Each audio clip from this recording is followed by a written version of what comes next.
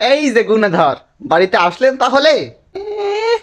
অনেক করে তো বেড়ালি, এবার পড়তে পারছা? না না মা, আমি কোন পড়তে বসতে পারবো না। দেখিছো দেখিছো তোমার ছেলে কি করে, দেখিছো? এই তুমি থামো। এই তুই এখন পড়বি না তো কি করবি? আমি এখন বন্ধুদের সাথে ফ্রি ফায়ার খেলতে যাবো।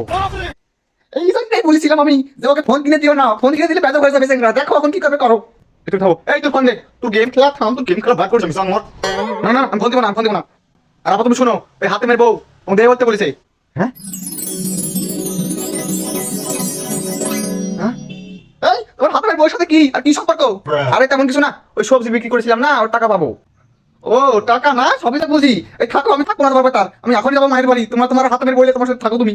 এই তো ভারী ঝামেলা হয়ে গেল রে। এই তুই তো চোখের সামনে থেকে সর তো সর, যাবি গেম খেলে যা।